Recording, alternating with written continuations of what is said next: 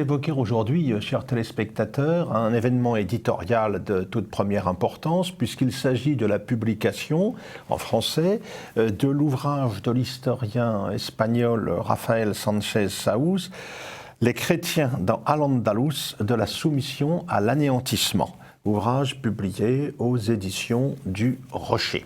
Alors cet ouvrage n'est pas le premier sur la question. Nous avons déjà eu l'occasion d'évoquer celui de Séraphin Fanroul l'an passé, intitulé Al-Andalus, l'invention d'un mythe, paru aux éditions de l'Artilleur. Puis dans un deuxième temps, celui de Dario Fernandez Morera, Chrétiens, Juifs et musulmans dans Al-Andalus, mythes et réalités, publié aux éditions Jean-Cyril Godefroy. Alors ce troisième ouvrage vient heureusement compléter les deux précédents et il va nous fournir la matière de notre émission d'aujourd'hui.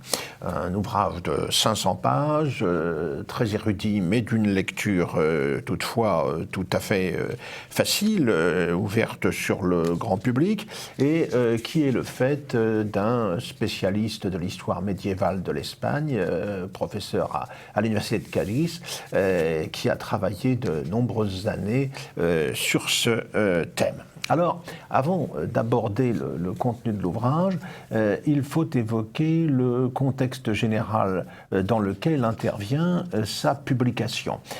Dans une préface tout à fait lumineuse, Arnaud Imaz nous explique ce qu'il en est et pourquoi d'ailleurs il a été à la tâche pour que Al-Andalus y la Cruz, Al-Andalus et la Croix, qui est le titre espagnol de l'ouvrage, puisse être traduit en français. Arnaud Imaz qui a également été à la manœuvre à propos des traductions de Séraphin Fanroul et de Dario Fernandez Morera. Arnaud Imaz, que nous avons reçu ici à plusieurs reprises.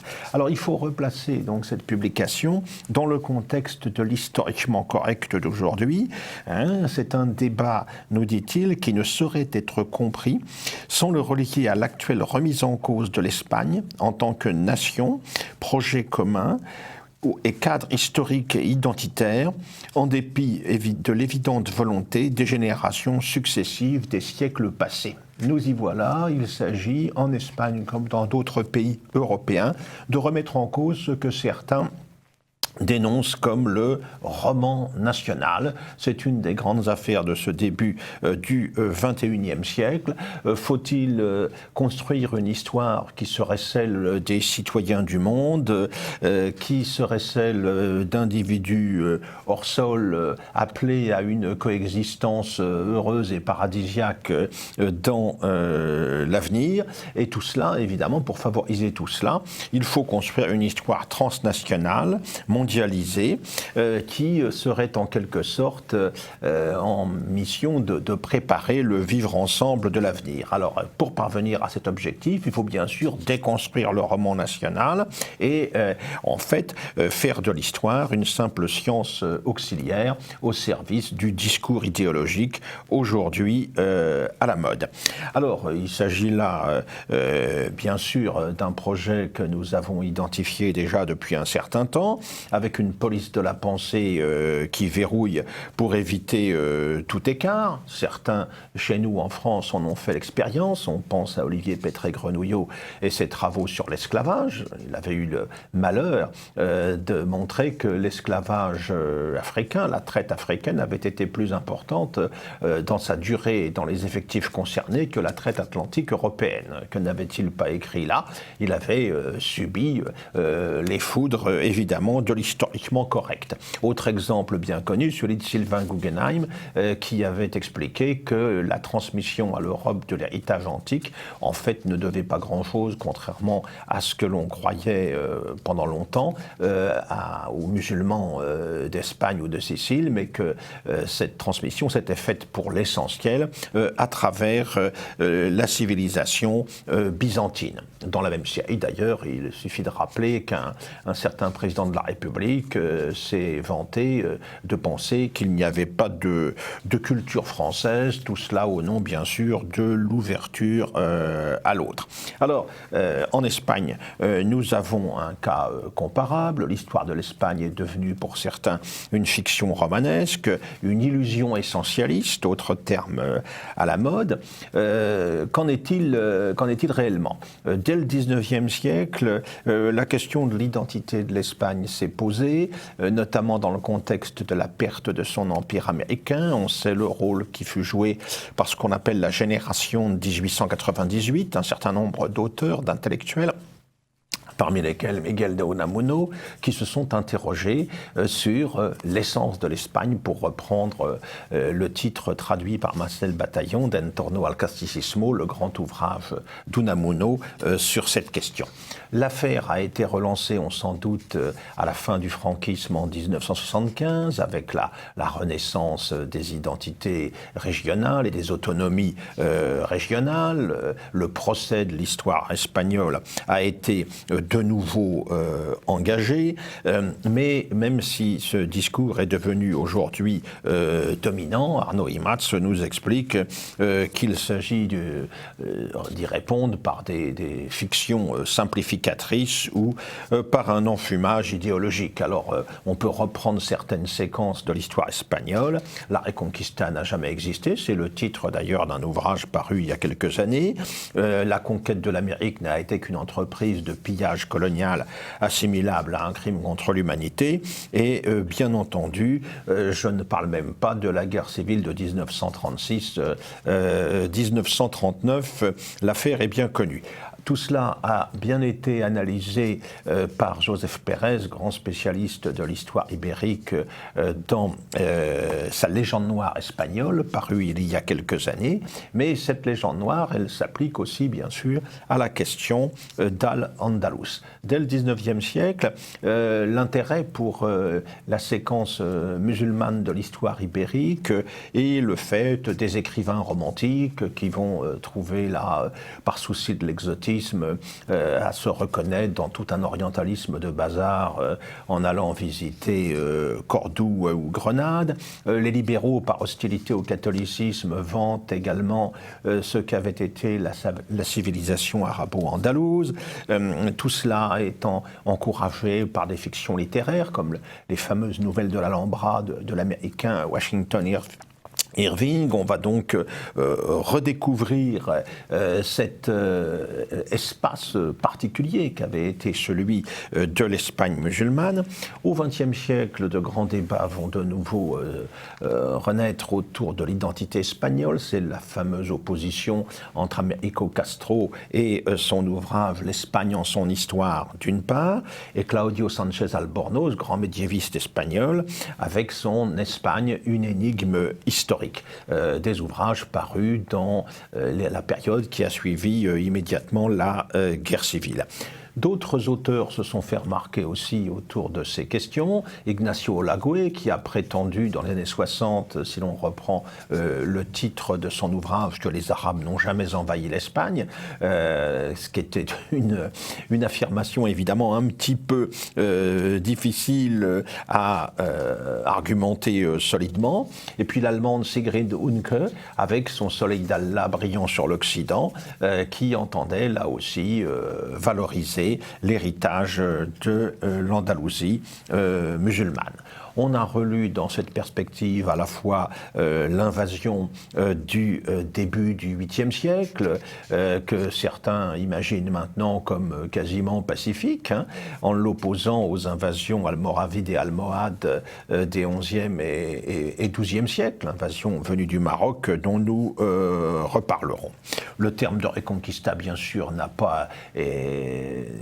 a été lui aussi remis en cause, car il semblait légitimer en quelque sorte la conquête d'Al-Andalus. Alors les dinosaures marxistes parlent de conquête féodale, et puis le terme politiquement et historiquement correct aujourd'hui est devenu expansion vers le sud des royaumes chrétiens. Voilà. Alors que c'est passé sous silence que dès cette époque, le thème de la restauratio totius Hispaniae, la restauration de l'ensemble de l'Espagne, sous-entendu ce qu'avait été l'Espagne visigothique, et ce thème est déjà présent à l'époque.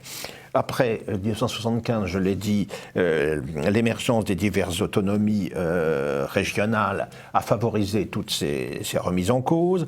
Et puis les lois historique votée par les socialistes à l'époque de Zapatero en 2007, la loi de mémoire historique, ouvre la voie aussi à une relecture, à une déconstruction complète de l'histoire espagnole telle qu'on l'avait connue jusque-là. Alors il s'agit bien sûr d'encenser ce qu'aurait été la tolérance entre guillemets musulmane dans les pays où l'islam s'était imposé, hein, et alors là avec des cautions tout à fait remarquables, des hommes politiques, Tony Blair, Barack Obama, se sont ralliés à cette vue des choses, sans oublier évidemment notre inévitable président de la République qui a évoqué le même thème à Abu Dhabi il y a peu. Alors face à tout cela, il y a eu un certain nombre de réactions, nous l'avons vu déjà à plusieurs reprises ici, le livre de Serafín Fonjul, paru en Espagne en 2004 sous le titre La chimère d'Al-Andalus, puis le livre de Fernández Morera, paru récemment, The Myth of the Andalusian Paradise, qui est traduit en français il y a quelques mois. Enfin, nous avons ce livre de Rafael Sánchez Saús, Les chrétiens d'Al-Andalus, de la soumission à l'anéantissement, donc aux éditions du Rocher. Alors, Rafael Sánchez Saús est un historien de renom, auteur d'une thèse monumentale consacrée à la genèse de la noblesse sévillane à l'époque de la Reconquista. Il a dirigé l'Académie royale hispano-américaine des sciences, des arts et des lettres. Il a été recteur de l'Université San Pablo de Madrid. Il est actuellement professeur à l'université de Cadix. Inutile de dire que la parution de son ouvrage en Espagne sous le titre Al-Andalus et la Cruz a déchaîné bien sûr des passions hostiles. On l'a accusé, cela va de soi, d'islamophobie. Et il a d'ailleurs aggravé son cas en s'engageant à propos de la question de la mosquée de Cordoue avec plusieurs dizaines d'universitaires espagnols pour réagir contre les revendications de certains de rendre au culte musulman ce qui est devenu la cathédrale de Cordoue depuis le XIIIe siècle. Alors, venons-en maintenant au fond du sujet. D'abord, la conquête de la péninsule ibérique qui s'étend de 711 à 719 et qui va installer pour 8 siècles pratiquement l'islam dans ce sud-ouest de l'Europe. Qu'en est-il de cette conquête? Dans quelles conditions les populations vaincues ont été soumises?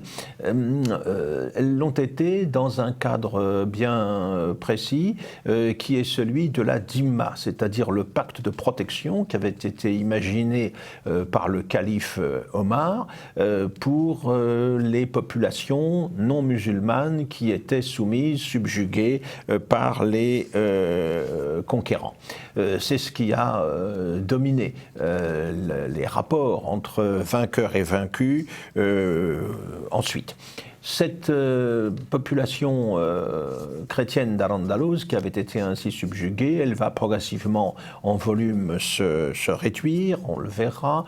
C'est au Xe siècle que le basculement s'opère. Les musulmans deviennent majoritaires dans la part de l'Espagne qu'ils contrôlent, alors que ce n'était pas le cas jusque-là. Et puis au XIe siècle, les invasions, les irruptions des Berbères marocains, les Almoravides dans un premier temps, les Almohades dans un second, vont encore renforcer le caractère islamique d'Al-Andalus, ce qui va aboutir, par des processus divers que nous allons aborder, à l'éradication progressive du christianisme dans les régions concernées.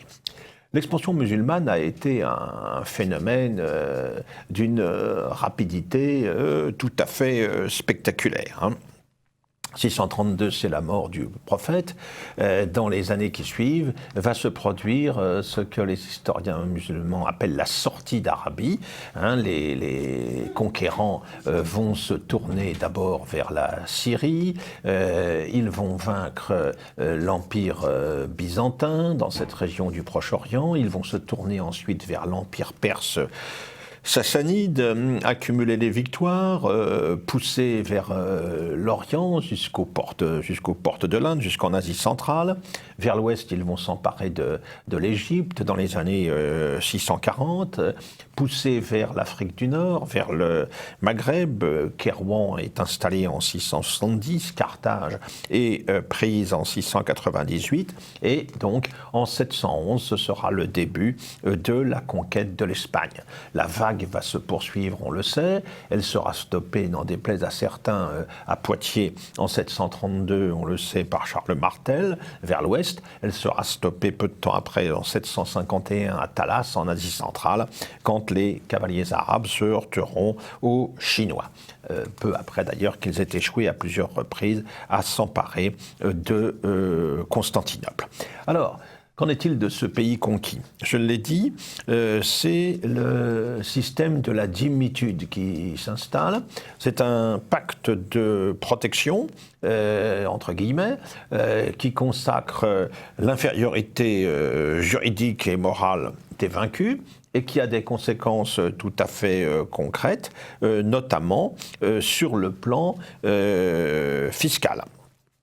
Et cette situation va perdurer pendant tout le temps que va se prolonger l'histoire de l'Andalousie musulmane, où petit à petit les vaincus, et notamment les chrétiens, vont être amenés, nous allons le voir, au bout de tout un processus, à disparaître. Ce n'est pas vraiment surprenant si on fait un parallèle avec ce qui s'est passé en Afrique du Nord, l'Ifriqiya des conquérants arabes, qui, il faut le rappeler, était une terre chrétienne, avait été une terre chrétienne pendant plusieurs siècles, avec 600 diocèses à l'époque de l'Afrique romaine chrétienne, une Afrique romaine qui avait donné à l'Église des personnalités comme Saint Augustin ou Saint Cyprien. Eh bien, quand on arrivera au XIe siècle, il n'y a plus que 2 évêques en Afrique du Nord, et ils ne représentent quasiment plus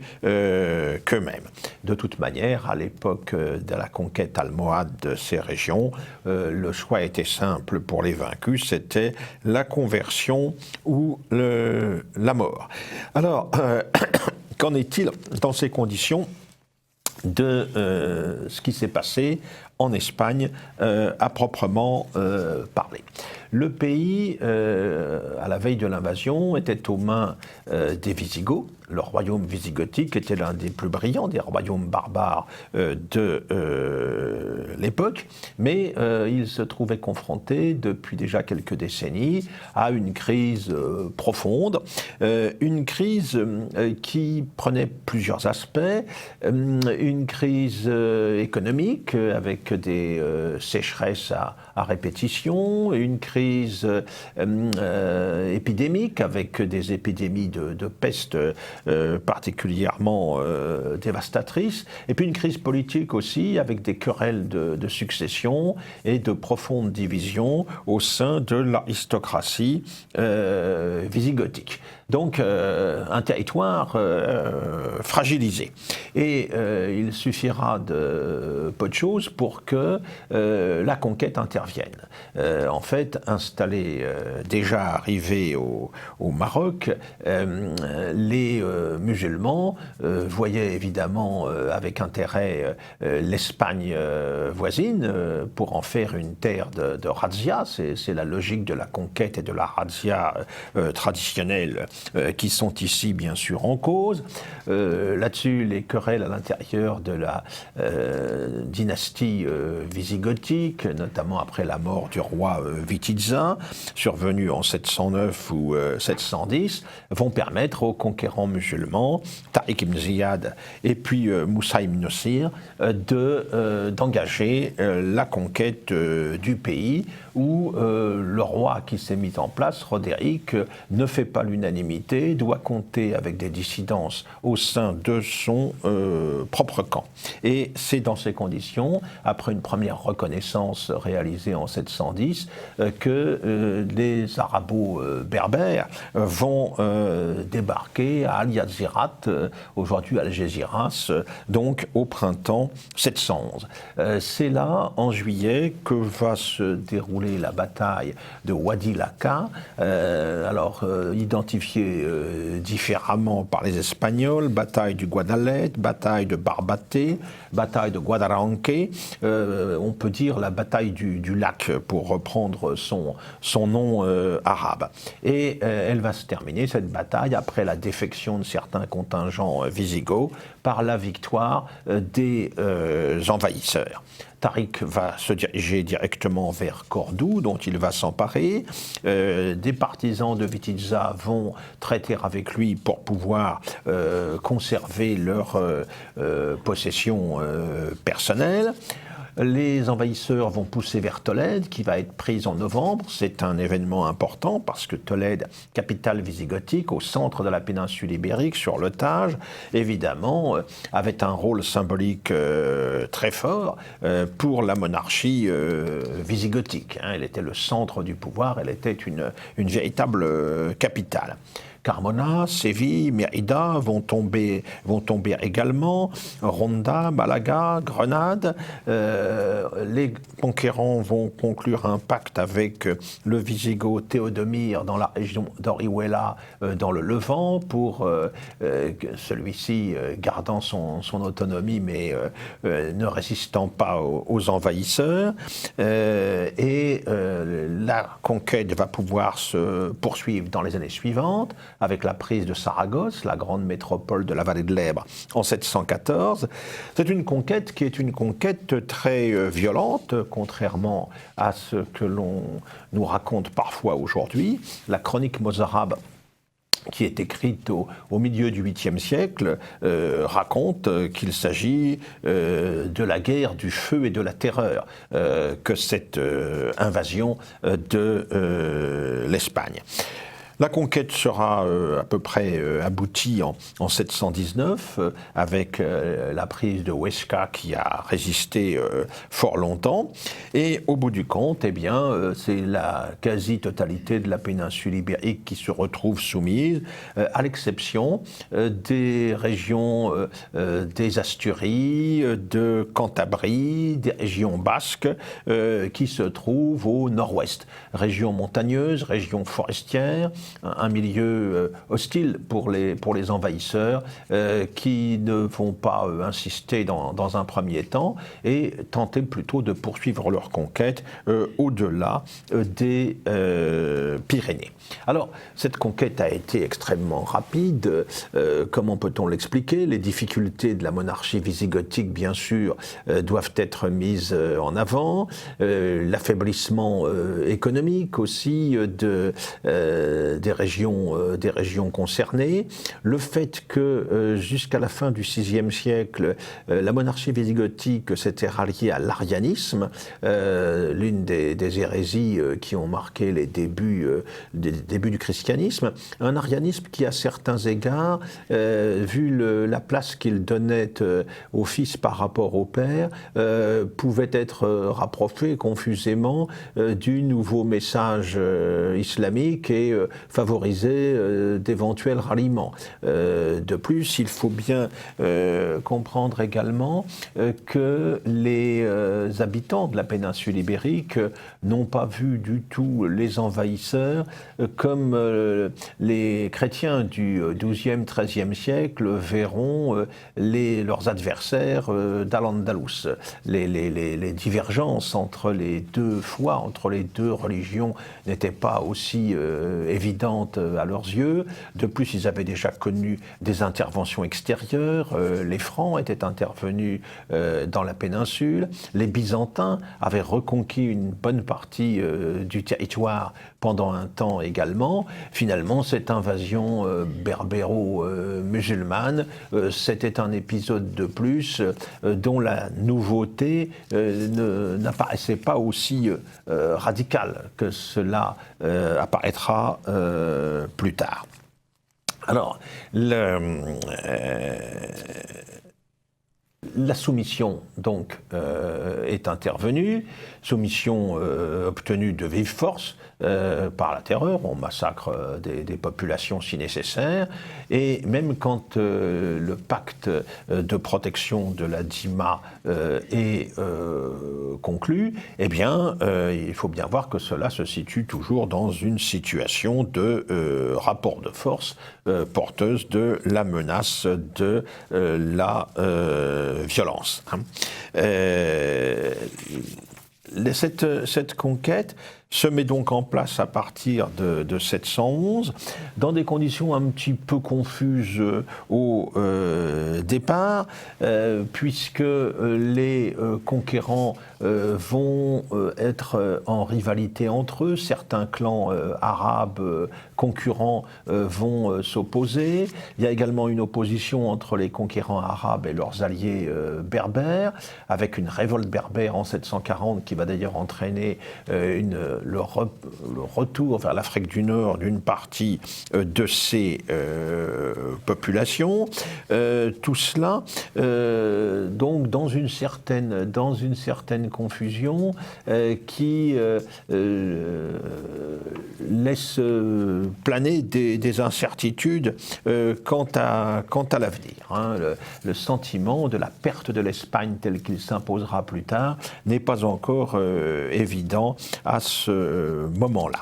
En tout cas, en ce qui concerne les populations concernées, il y a deux solutions en fait. Soit la conversion, c'est le fait des Mouwaladoun qui se convertissent à l'islam, à la religion des conquérants, soit alors la situation des Al-Mustarib, des Mozarabes, c'est-à-dire des chrétiens qui vont demeurer sous la domination musulmane dans le cadre du pacte de la Dima, mais des chrétiens qui vont vivre à la mode musulmane en quelque sorte sur le plan vestimentaire, qui vont très vite se retrouver arabisés sur le plan linguistique et qui vont maintenir, préserver aussi un rite mozarabe spécifique sur le plan du culte chrétien, sans suivre forcément les évolutions qui se produiront par ailleurs au niveau de l'Église romaine.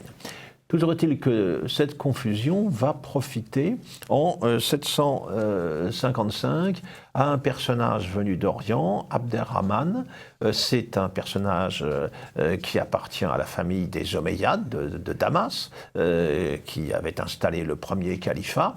Or, en 750, eh bien, ces Omeyyades ont été renversés par une nouvelle dynastie, les Abbassides, et ont tous été massacrés, sauf Abderrahman, qui a pu s'enfuir en Occident, en espérant y trouver des partisans. Et c'est ce qu'il va faire, il va rassembler un certain nombre de fidèles en Afrique du Nord, débarquer en 755 à Almuñécar, sur la côte sud de l'Espagne, et en 756, eh bien, il va réussir à s'imposer, à créer, à mettre sur pied l'émirat de Cordoue, et va prendre une totale indépendance par rapport au califat abbasside de Bagdad. Un État musulman donc autonome est désormais installé en Espagne, qui va avoir ensuite une longue histoire.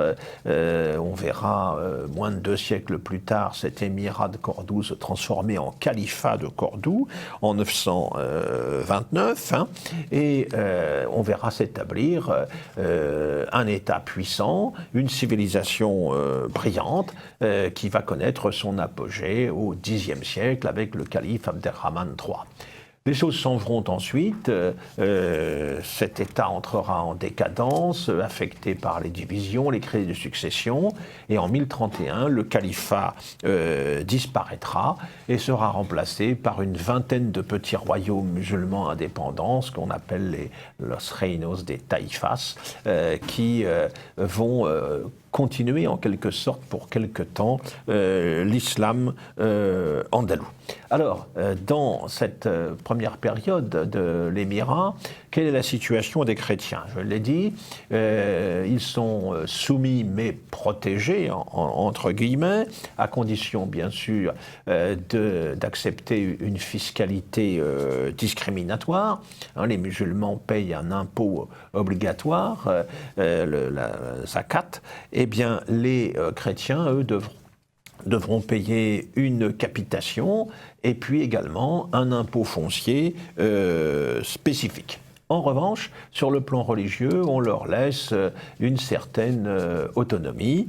Les sièges métropolitains de Séville, de Tolède, de Mérida subsistent. Celui de Tarragone, il a disparu parce que la ville a été rasée à l'occasion de la conquête en 718. Mais très vite, cette tolérance, ce maintien trouve ses limites.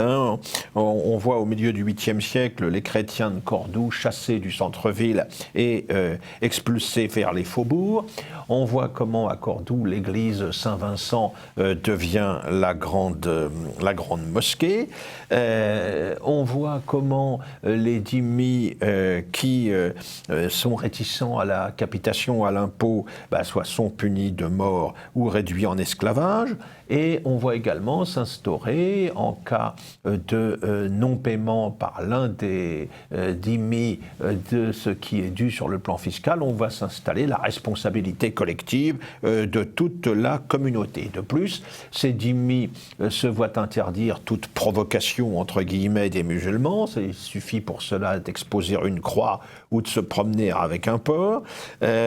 Quand des troubles interviennent, comme la révolte d'une garnison arabe de Séville en 891, ce sont les quartiers chrétiens, au passage, qui vont subir les exactions de la troupe. Quand un chrétien invoque le nom de Mahomet, eh bien, il est puni. On a le cas d'un marchand de Cordoue qui est fouetté et promené dans la ville sur un âne. Alors, ce qui n'arrange pas les choses, c'est que l'islam andalou va se rallier à l'école juridico-théologique dite malékite, définie par le docteur médinois Malik ibn Anas au 8e siècle, et ce rite malékite, il est très rigoriste quant à l'interprétation du Coran et de la loi. Ce qui va pas faciliter la vie, on s'en doute, de la minorité dhimmi, qui se voit entre autres interdire de disposer d'un cheval. Elle doit circuler sur un mulet ou un âne. Elle se voit interdire le port d'armes. Le musulman ne peut adresser la parole qu'à distance au dhimmi. Il est interdit à celui-ci de frôler les vêtements du vrai croyant. Il doit l'hospitalité aux voyageurs musulmans qu'il désire. Également, ils doivent s'effacer quand ils croisent dans la rue un musulman, se lever devant les vrais croyants quand ils sont assis, par exemple. Ils se voient interdire d'avoir des maisons plus hautes que celles des musulmans. Et enfin, le paiement de la capitation va être l'occasion d'humiliation particulière. Le chrétien doit se prosterner devant l'autorité musulmane qui perçoit la somme, et il reçoit en prime un soufflet marquant bien la subordination qui est la sienne. Il est interdit de construire de nouvelles églises, d'agrandir celles qui existaient déjà auparavant. interdit de faire sonner les cloches, les funérailles doivent être silencieuses, les processions et les cierges sont interdits. Dans les cimetières, les tombes musulmanes et chrétiennes sont bien sûr séparées. Donc on voit que la situation n'est guère brillante pour les vaincus.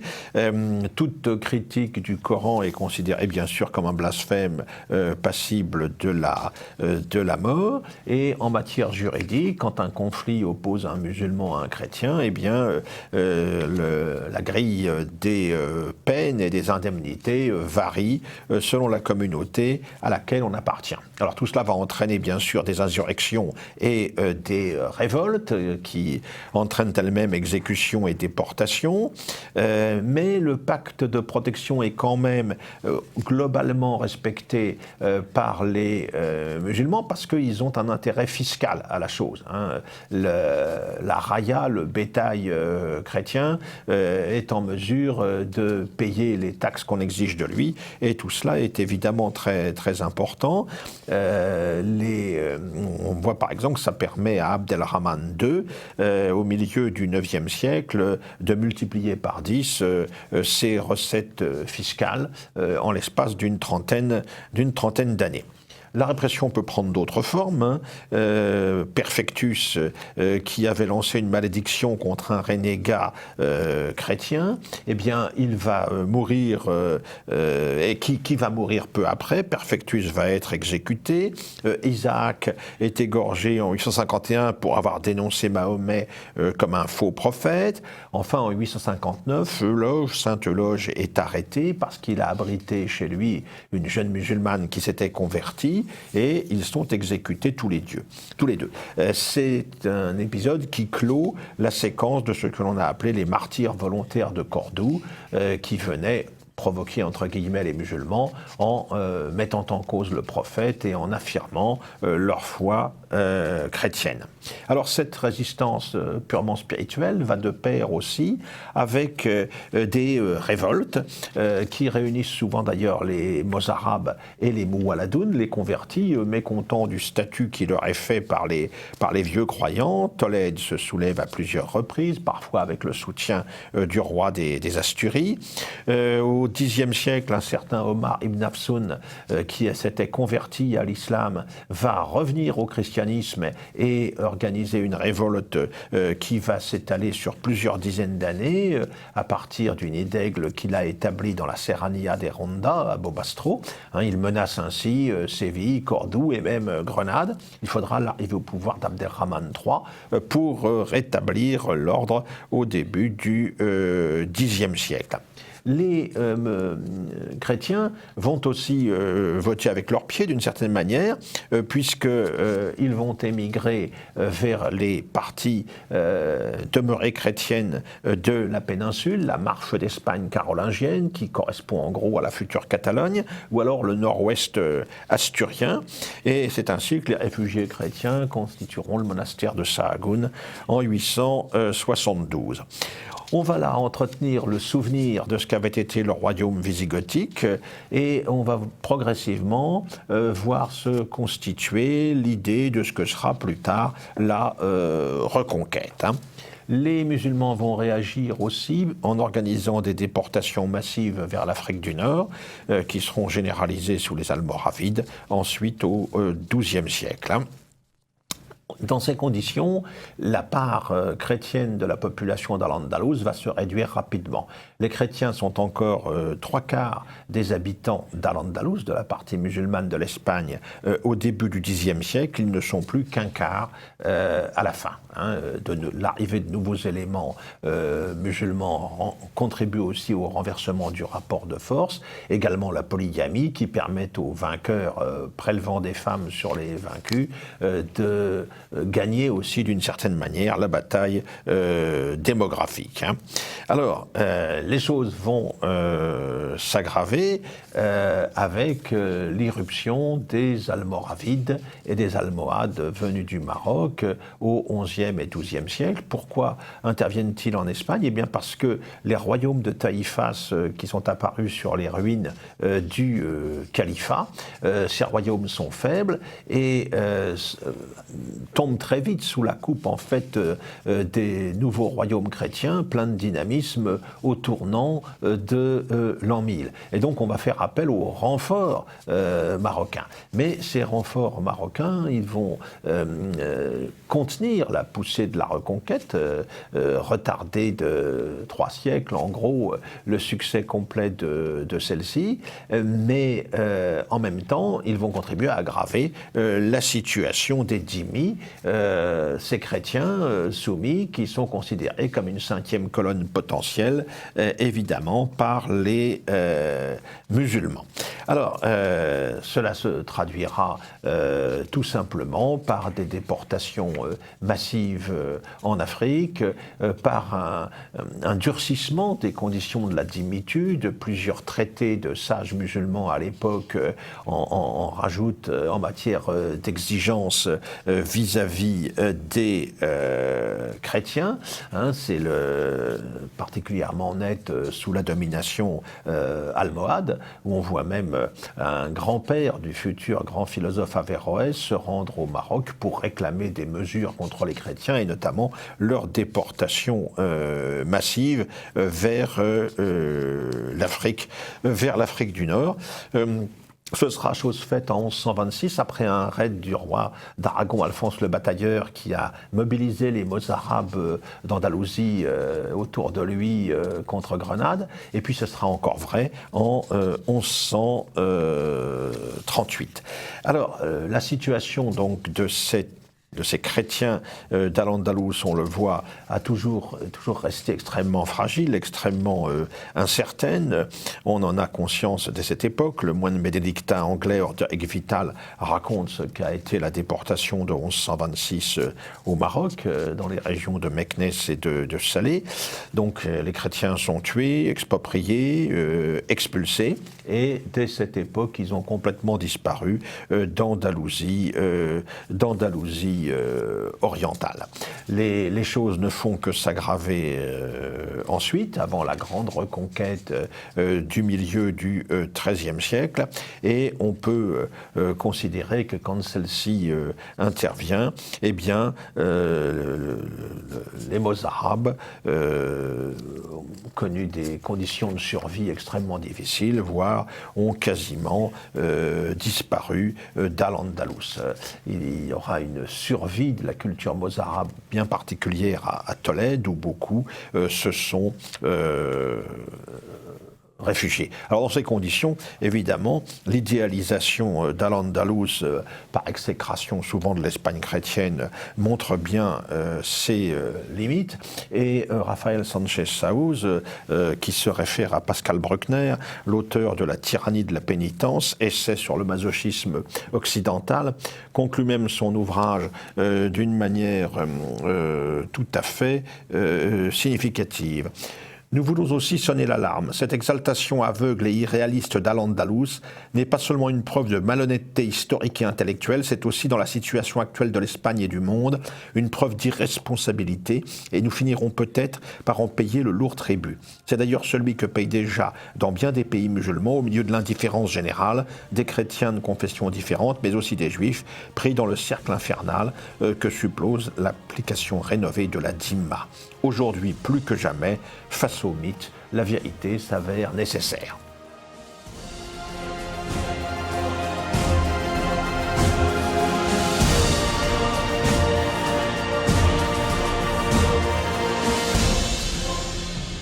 Aujourd'hui, je vais vous parler de la conquête d'une route mythique, une route qui est restée inviolée pendant 400 ans jusqu'au début du XXe siècle. Une route maritime qui est attachée au rêve de relier l'océan Atlantique à l'océan Pacifique par le nord du continent américain. On l'appelle le passage du Nord-Ouest. Aujourd'hui, le passage, s'il est difficilement praticable, est devenu un enjeu stratégique primordial et un terrain de conflits territoriaux entre le Canada, les États-Unis, la Russie et même d'autres pays qui le considèrent considèrent qu'il doit avoir un statut international.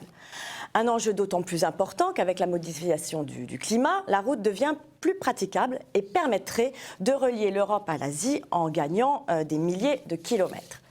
Bon, pour en arriver là, nous allons voir que la recherche de cette route, au milieu d'un dédale d'îlots, de glace, au milieu de l'Arctique, va coûter la vie à de nombreux marins et capitaines.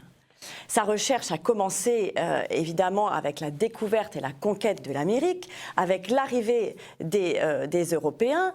Et cette recherche a été l'initiative généralement du gouvernement britannique. Quand les Européens commencent à l'évoquer, les routes du Sud et de l'Est ont été trouvées, mais celle du Nord ne se livrera, je vous le disais, qu'après 400 ans de recherche.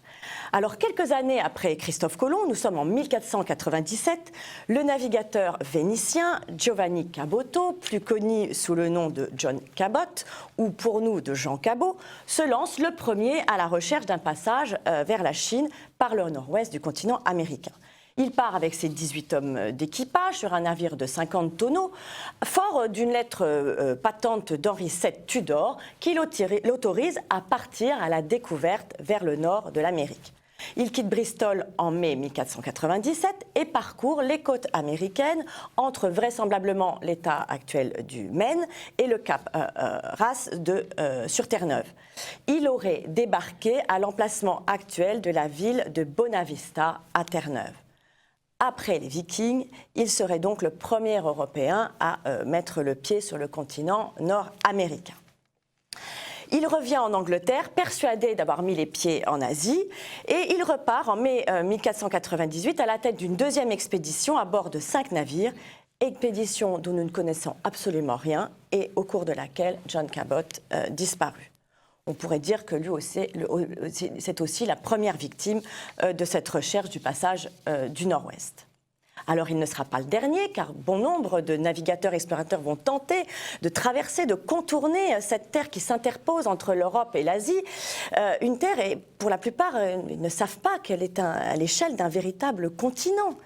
Mais en cherchant cette route, ils vont explorer l'Amérique du Nord, ils vont explorer le Grand Nord canadien, ils vont explorer l'Arctique en découvrant des passages, des baies, des fleuves, des lacs, des terres inconnues qui portent pour beaucoup aujourd'hui leur nom. Parmi ces navigateurs, vous connaissez évidemment le nom de Jacques Cartier, ce célèbre navigateur malouin qui est associé à la découverte du Canada. Mais on oublie que c'est en cherchant ce mythique passage du Nord qu'il découvre le Saint-Laurent. Il va effectuer 3 voyages en 1734, 1735 et 1741. Ensuite, en 1534, 1535 et 1541, pardon. Ensuite, en 1576, c'est un navigateur anglais du nom de Martin Frobisher qui partit pour trouver le passage en étant persuadé qu'il se situait entre le Groenland et le Labrador. Il arriva face à la terre de Baffin. Désormais, une baie porte son nom d'ailleurs sur cette terre, la baie de Frobisher, et au moment où tout était bloqué par la glace. Il rentre en Angleterre et repart l'année suivante, mais ne trouvera pas le passage. Puis c'est le tour de Henry Hudson en 1607. Je vais m'y attarder un petit peu, car il est un des explorateurs du passage qui a été l'un des plus tenaces. Il est connu comme étant un excellent marin, qui s'intéressait en particulier à l'inclinaison magnétique. C'est pour ça qu'il va être contacté par des marchands de Londres pour le mettre à la tête d'une nouvelle expédition. Il embarque le 1er mai 1607 avec 10 hommes d'équipage et un mousse et navigue résolument vers le nord. Il va atteindre le Spitzberg, mais est arrêté par les glaces. Hudson fait demi-tour, repart en Angleterre, regagne l'Angleterre, d'où il repart à nouveau en 1608. Et cette fois-ci, il dépasse le Spitzberg, croise au large de la Nouvelle-Zélande, dans la mer de Barents, mais est à nouveau arrêté par les glaces. Il faut rendez-vous compte de la difficulté à cette époque, avec des navires en bois du XVIIe siècle, pour affronter cet océan Arctique.